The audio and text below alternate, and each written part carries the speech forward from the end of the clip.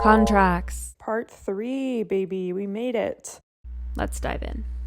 Contracts will cover about 12% of your licensing exam. Contingencies are conditions that must be met before the agreement of sale is complete and enforceable. Contingencies usually include the actions necessary to remove the condition, a deadline for its removal, and the party responsible for taking the actions to remove the condition. All contingencies to the contract must be satisfied at the specific times and dates called for in the agreement. Failure to do so is a breach of the agreement. The original offer is no longer legally binding. A home sale contingency makes the sale contingent on the buyer selling an existing home or property. A home inspection contingency makes the sale contingent upon a satisfactory home inspection.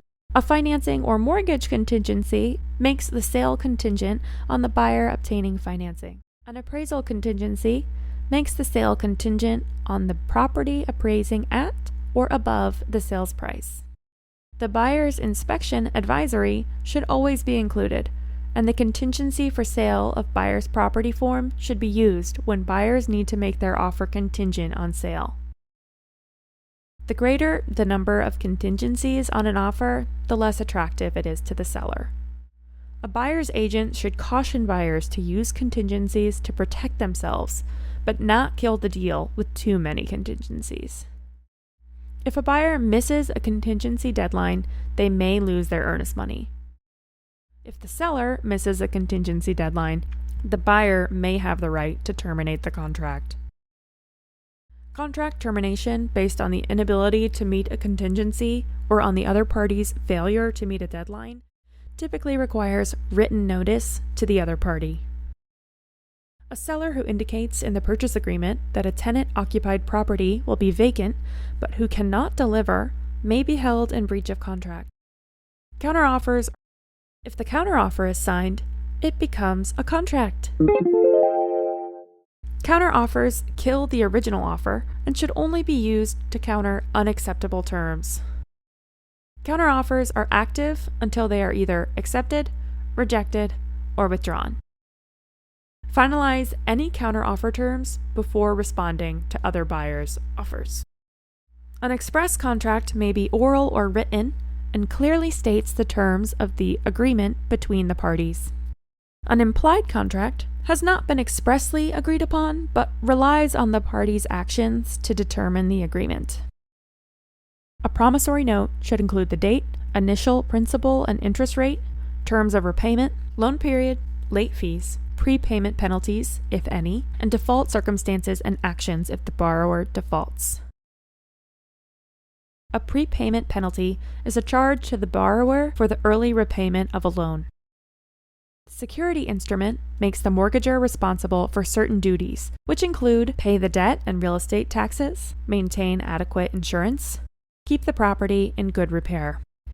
Standard clauses in a security instrument include a defeasance or reconveyance clause, late charge provisions, an acceleration clause, and the alienation clause, which is also known as a due on sale clause. The power of sale clause is standard in the deed of trust, but may also be included in a mortgage. Acceleration clause. A clause that makes the entire debt due immediately in the case of borrower default. Alienation clause, aka due on sale. Allows the lender to make the entire loan due and payable immediately if the property is sold or otherwise transferred. The presence of this clause can affect the ability of a buyer to assume the loan. And while we're here, if you could subscribe, that would be so awesome, and it doesn't cost you anything, so thank you for your support. Power of sale clause. Allows the trustee or the mortgagee, in the case of a mortgage, to sell the property in order to recover losses from borrower default using a non-judicial foreclosure process. Late charge provisions are found on the promissory note rather than the security instrument. A deed of trust uses a reconveyance clause, which requires the trustee to convey the deed to the homeowner when the loan has been repaid in full.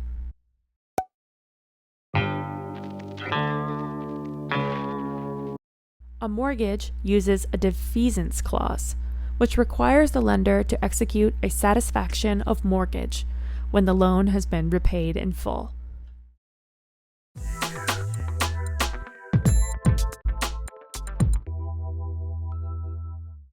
Provisions that can be included in a finance instrument to address specific needs are lock-in, prepayment, non-recourse, exculpatory, subordination, cross-default, partial release.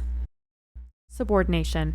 A subordination clause allows the security instrument's lien position to be placed in a lower priority to a new loan using the same property as collateral.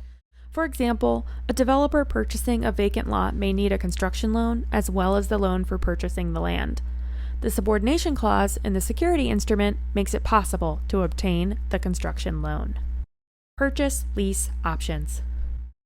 An option contract, or option, is an offer to purchase a specific piece of real estate without the obligation to buy it. In an option contract, the potential buyer, optionee, is usually required to pay an option fee to the seller, or optioner. The parties to the contract set any amount as the option fee. There's no max or minimum. An option contract is one example of a unilateral real estate contract.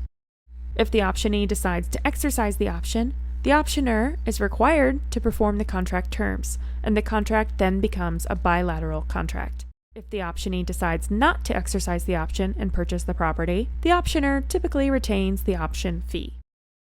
Some option agreements are a lease with the option to buy. The lessees have an option to purchase the leased property, should they choose to exercise the option.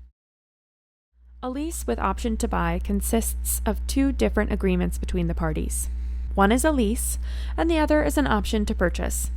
The lessor, optioner, and lessee, optionee, agree to specific terms that will govern the sales contract in the event the optionee decides to exercise the right to purchase during the term of the option. The optioner is obligated to sell if the optionee decides to exercise the right to buy, but the optionee is not obligated to buy. The lease is a bilateral contract, and the option is an example of a unilateral contract. Advance fee. An advance fee is any upfront fee a licensee charges for certain services, such as advertising or processing a loan application. It is illegal to charge advance fees for loan modification services. Advance fee agreements are legal for other services, such as listing a high-priced estate, if the California Department of Real Estate approves the advance fee agreement. And that is contracts. Please like and subscribe. Thank you so much.